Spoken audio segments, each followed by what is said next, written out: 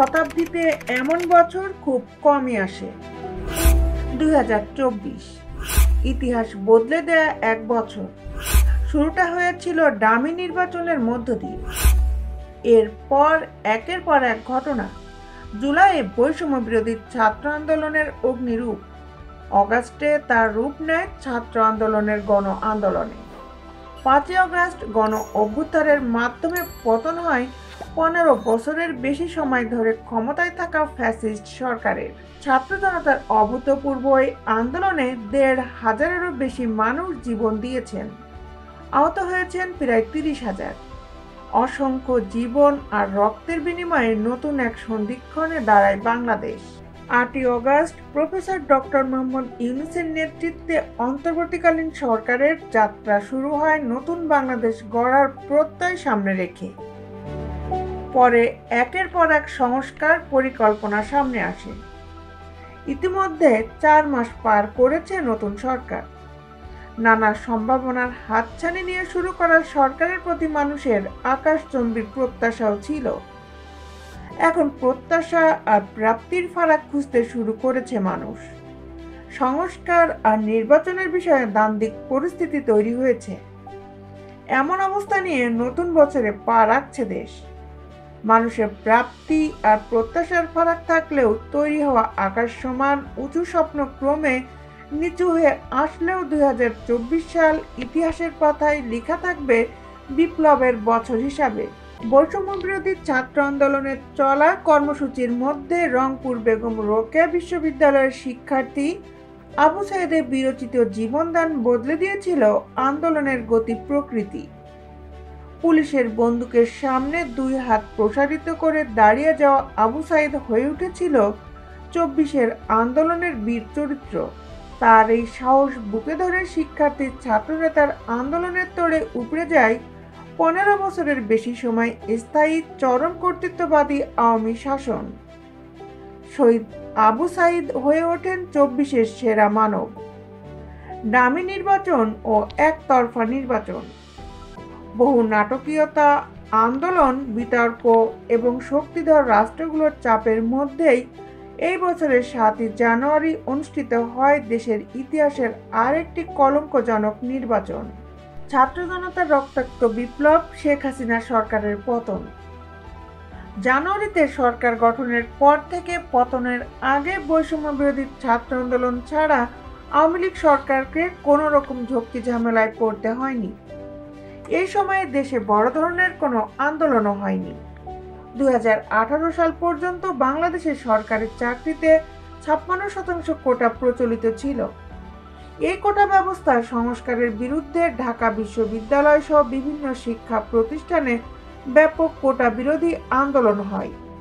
সে সময় সংস্কারের দাবির বিপরীতে পুরো কোটা ব্যবস্থায় বাতিল করে দেয় সরকার। চলতি বছর 5ই জুন সরকারি চাকরিতে মুক্তিযোদ্ধা কোটা ব্যবস্থা পুনর্বহাল করার রায় দেয় হাইকোর্ট। শুরুতে আন্দোলন ছিল শান্তিপূর্ণ। গত 14 জুলাই তৎকালীন প্রধানমন্ত্রী শেখ হাসিনার কোটা ও রাজাকারের নাতিপুতি নিয়ে এক মন্তব্য আন্দোলনের আগুনে ঘি ঢালে। তিনি নিজের চীন সফর নিয়ে আয়োজিত সংবাদ সম্মেলনে বলেন, মুক্তিযোদ্ধাদের নাতিপুতিরাও পাবে না, তাহলে কি রাজাকারের নাতিপুতিরা পাবে? আন্দোলনকারীদের বিষয়ে তার এই মন্তব্য ক্ষোভের বিস্ফোরণ ঘটায়। ঢাকা বিশ্ববিদ্যালয় সহ বিভিন্ন শিক্ষা প্রতিষ্ঠানে আন্দোলন ব্যাপকভাবে ছড়িয়ে পড়ে। বিক্ষুব্ধ শিক্ষার্থীদের আন্দোলনের দাবানলে আরেক দফা ঘি ঢালেন আওয়ামী লীগ সাধারণ সম্পাদক ও তৎকালীন সড়ক পরিবহন মন্ত্রী ওবায়দুল কাদের। তিনি বলেন, কোটা বিরোধী ছাত্র আন্দোলনে কতিপয় নেতারা যেসব বক্তব্য রেখেছে তার জবাব দেওয়ার জন্য ছাত্রলীগই যথেষ্ট। এরপর ছাত্রলীগ বিশ্ববিদ্যালয়ের ছাত্রছাত্রীদের উপর হামলা করে। রক্তাক্ত হন অনেকেই। এক রাতে সব শিক্ষা প্রতিষ্ঠান থেকে ছাত্রলীগকে বিতাড়িত করে সাধারণ শিক্ষার্থী। 16 জুলাই রংপুরে নিহত হন শিক্ষার্থী আবু সাঈদ। বিক্ষোভ দমনে পুলিশের আগ্নেয়াস্ত্রের বিপরীতে 2 হাত উঁচু করে রাস্তায় দাঁড়িয়েছিলেন তিনি। পুলিশের ছররা গুলিতে প্রাণ ঝরে আবু সাঈদের। তার মৃত্যুর দৃশ্য মুহূর্তে সোশ্যাল মিডিয়ায় ছড়িয়ে পড়ে। তীব্রতা বাড়তে থাকে আন্দোলনের। ছাত্রদের সঙ্গে আন্দোলনে যুক্ত হয় বিভিন্ন শ্রেণী পেশার মানুষ। লাশের মিছিল বাড়তেই থাকে। সেই সঙ্গে বৈষম্য বিরোধী ছাত্র আন্দোলনের তীব্রতা বাড়তে থাকে। পরবর্তী কয়েকদিন সারা দেশে ব্যাপক সহিংসতা, কারফিউ জারি করে কাঁদানো গ্যাস, রাবার বুলেট, ছরোরা গুলির পাশাপাশি লাইভ বুলেট ব্যবহার করে পুলিশ। ব্যাপক প্রাণহানি ও নৃশংসতায় আওয়ামী লীগ সরকার আন্দোলন কিছুটা দমন করতে সক্ষম হয়।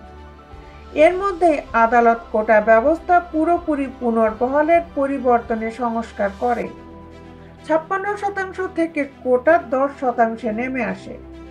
এদিকে ব্যাপক প্রাণহানির ঘটনায় কোটা সংস্কারের দাবিতে শুরু হওয়া আন্দোলন পরিণত হয় সরকার পতনের আন্দোলনে।